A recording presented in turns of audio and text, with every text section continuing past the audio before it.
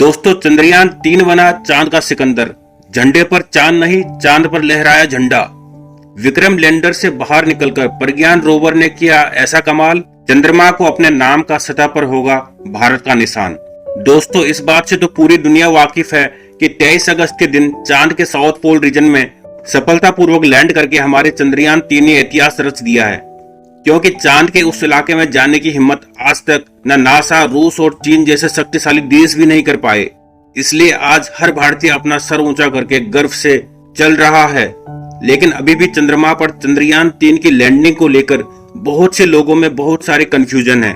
जैसे कि ये काम करने वाला भारत कौन सा देश बना, दक्षिणी ध्रुव पर उतरा या उसके आसपास, पानी खोजेगा या नहीं, चंद्रयान 3 चंद्रमा पर क्या काम करेगा, चंद्रयान 3 चांद पर कितने दिन जिंदा रहेगा और इससे देश, वैज्ञानिकों, इसरो और आम लोगों को क्या फायदा होगा। इन सारे सवालों के जवाब आपको इस वीडियो में आगे देखने को मिलेंगे।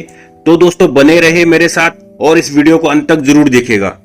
तो दोस्तों, लोगों के मन में जो पहला सवाल है कि चंद्रयान 3 के जरिए चांद पर उतरने वाला दुनिया का कौन सा देश बना भारत। दोस्तों, एकदम स्पष्ट है कि भारत चांद पर सॉफ्ट लैंडिंग करने वाला दुनिया का चौथा देश बन गया है, जबकि दक्षिणी ध्रुव के पास उतरने वाला पहला देश बन चुका है। इससे पहले अमेरिका ने 11 सॉफ्ट लैंडिंग की थी। उसका सर्वेयर 7 यान दक्षिणी ध्रुव के थोड़ा करीब गया था, लेकिन ज्यादातर चांद की भूमध्य रेखा के आसपास और 2 उत्तरी गोलार्ध के तरफ थे।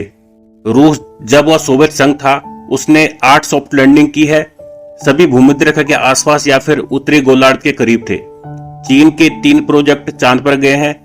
चांगई 3 और 5 चांद के उत्तरी ध्रुव के आसपास था, जबकि चांगई 4 चांद के पिछले इलाके की तरफ गया था। भारत दुनिया का इकलौता देश है जिसने दक्षिण ध्रुव के पास सॉफ्ट लैंडिंग कराई है दोस्तों।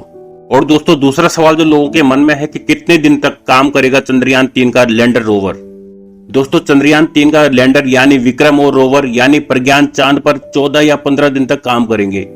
ये दिन धरती के हिसाब से हैं, क्योंकि अगले 14-15 दिनों तक चांद पर सूरज की रोशनी पड़ती रहेगी। जैसे ही चांद पर उस हिस्से सूरज की रोशनी हटेगी, विक्रम लैंडर और प्रज्ञान रोवर बंद हो जाएंगे। दोबारा रोशनी पड़ने पर फिर से काम करने लगेंगे। दोस्तों, तीसरा सवाल यह है कि दक्षिणी ध्रुव के पास कहां उतरा है चंद्रयान 3 का लैंडर। तो दोस्तों, चंद्रयान 3 की लैंडिंग में आप देख सकते हो कि वह कहां पर जाकर लैंड हुआ था। इस यात्रा को 15 से 20 मिनट का टेरर कहा गया था। आप उस लैंडिंग को ध्यान से देखोगे तो पता चलेगा कि जब सूरज की रोशनी चांद के दाहिनी तरफ वाले हिस्से पर पड़ने लगी थी, तब चंद्रयान 3 के लैंडर ने लैंडिंग शुरू की थी। उसके बाद वो दक्षिणी ध्रुव के पास जाकर लैंड करता है, न कि दक्षिणी ध्रुव पर। हम लोग आम बोलचाल की भाषा में लंबी बातों या लंबे वाक्यों से बचते हैं, इसलिए लोग कहते हैं कि दक्षिणी ध्रुव पर उतरा। लेकिन दोस्तों, असल में वह दक्षिणी ध्रुव के पास सॉफ्ट लैंडिंग कर चुका है, जहां पर सूरज की रोशनी पड़ती है ताकि उसका सोलर पैनल चार्ज हो सके।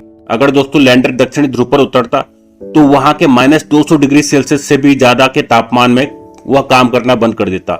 ऐसे में इस प्रोजेक्ट का कोई मतलब ही नहीं बनता। अंधेरे में काम करना आसान नहीं होता है दोस्तों, इसलिए विक्रम लैंडर को चांद के दक्षिण ध्रुव के पास उस जगह उतारा गया जहां पर सूरज की रोशनी थोड़ा बहुत जाती है।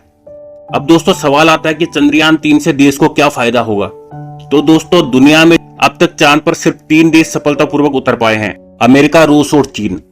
अब भारत भी उतर चुका है, तो भारत ऐसा करने वाला दुनिया का चौथा देश बन चुका है। देश का नाम दुनिया भर में ऊंचा हुआ है, क्योंकि सॉफ्ट लैंडिंग की तकनीक खुद बनाना और उसे सफलतापूर्वक पूरा करना ये किसी देश के लिए इतना आसान नहीं होता है।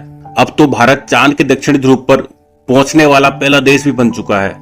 अब दोस्तों, आपको बताते हैं कि इससे इसरो को क्या फायदा होगा। दोस्तों, चंद्रयान 3 की सफलता ने इसरो का नाम नासा और यूरोपियन स्पेस एजेंसी के बराबर कर दिया है। इसरो अपने किफायती कॉमर्शियल लॉन्चिंग के लिए जाना जाता है। अब तक 34 देशों के 424 विदेशी सैटेलाइट वो छोड़ चुका है। एक ही रॉकेट से 104 सैटेलाइट एक साथ छोड़ चुका है। और चंद्रयान 1 ने चांद पर पानी भी खोजा था और चंद्रयान 2 का ऑर्बिटर आज भी काम कर रहा है। तो दोस्तों, उसी ने चंद्रयान 3 के लिए लैंडिंग साइट खोजी थी और हमारे मंगलयान का परचम तो पूरी दुनिया देख ही चुकी है। और दोस्तों, इससे वैज्ञानिकों को क्या लाभ मिलेगा। तो दोस्तों, चंद्रयान का विक्रम लैंडर और प्रज्ञान रोवर मिलकर चांद के वायुमंडल, सतह, रसायन, भूकंप, खनिज आदि की जांच करना शुरू कर चुका है। इससे इसरो समेत दुनिया भर के वैज्ञानिकों को भविष्य की स्टडी के लिए डेटा और जानकारी मिलेगी और रिसर्च करने में आसानी होगी। अब सबसे बड़ा सवाल कि आम आदमी को इससे क्या फायदा होगा। तो चंद्रयान और मंगलयान जैसे स्पेसक्राफ्ट में लगे पेलोड्स यानी यंत्रों का इस्तेमाल बाद में मौसम और संचार संबंधी सैटेलाइट्स में होता है और रक्षा संबंधी सैटेलाइट्स में होता है। दोस्तों, नक्शा बनाने वाली सैटेलाइट्स में भी होता है। इन यंत्रों से देश में मौजूद लोगों की भलाई का ही काम होगा, संचार व्यवस्थाएं विकसित करने में मदद मिलेगी और आसानी से अपने दुश्मनों की चालबाजियों पर निगरानी रखी जा सकेगी। अब आपको बताते हैं कि चांद के दक्षिणी ध्रुव पर पानी है या नहीं।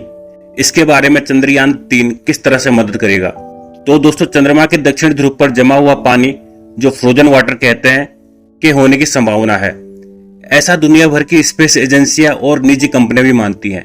इसका मतलब यह है कि भविष्य में पानी वाली जगह के आसपास मून कॉलोनी बनाई जा सकती है और चांद पर खनन का काम शुरू हो सकता है और यहीं से डायरेक्ट मंगल ग्रह के लिए मिशन भी भेजे जा सकते हैं। दोस्तों, 2008 में ब्राउन यूनिवर्सिटी के वैज्ञानिकों ने बताया कि चांद पर मौजूद ज्वालामुखी ग्लास के अंदर हाइड्रोजन फंसा मिला है और 2009 में चंद्रयान 1 में लगे नासा के एक यंत्र ने चांद की सतह पर पानी की खोज की थी।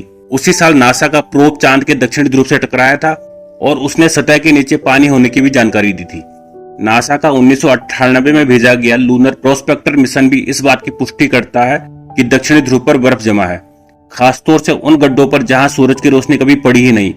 अगर चांद पर पानी की खोज होती है तो इससे भविष्य में इंसान बस्ती बसा सकता है और पानी को तोड़कर ऑक्सीजन तैयार किया जा सकता है। तो दोस्तों, अगला सवाल यह है कि दक्षिणी ध्रुव पर जाना इतना कठिन क्यों है। दोस्तों, रूस बहुत तेजी से चंद्रमा के दक्षिणी ध्रुव के इलाके में लैंडिंग करने जा रहा था और चंद्रयान 3 की लैंडिंग साइट्स करीब 150 किलोमीटर दूर रूस का लूनर 25 मिशन फेल हो गया था। दक्षिणी ध्रुव का इलाका बेहद जटिल खतरनाक है। यहाँ बड़े बड़े और गहरे गड्ढे हैं। दोस्तों, चंद्रयान 3 तो सफलतापूर्वक उतर गया, लेकिन चंद्रयान 2 का लैंडर हार्ड लैंडिंग कर गया था। तभी से अभी अमेरिका और चीन दोनों ने दक्षिणी ध्रुव के लिए मिशन प्लान करके रखा हुआ है। तो दोस्तों, क्या भविष्य में दक्षिणी ध्रुव पर बसेगी इंसानी बस्तियां? तो दोस्तों, अमेरिका के defence advanced research project agency DARPA की प्लानिंग है कि वो चांद के दक्षिणी ध्रुव के आसपास इंसानी बस्ती बसाएंगी। वह 10 साल से लूनर आर्किटेक्चर प्रोजेक्ट के तहत स्टडी करवा रहा है और आने वाले दशकों में चांद के इस हिस्से में इंसानी बस्ती बसाई जा सकती है। इनके प्रोग्राम मैनेजर माइकल नाइक ने कहा है कि अगले 10 सालों में चांद की अर्थव्यवस्था दिखाई देने लगेगी और 2035 तक चांद पर कॉमर्शियल सर्विसेज शुरू हो जाएंगी। इसकी शुरुआत आर्टेमिस प्रोग्राम के तहत होगी। इस प्रोग्राम में भी भारत शामिल है। तो दोस्तों, ये थे कुछ चंद्रयान 3 के बारे में बहुत महत्वपूर्ण जानकारियां। तो दोस्तों, इस वीडियो को यहीं पर खत्म करते हैं और इस वीडियो को एक लाइक जरूर करें और अपने मित्रों तक इस वीडियो को जरूर शेयर करें ताकि उन्हें भी जानकारी मिल सके और अपने भरोसेमंद चैनल को सब्सक्राइब करना बिल्कुल न भूलें और बेल आइकन को ऑल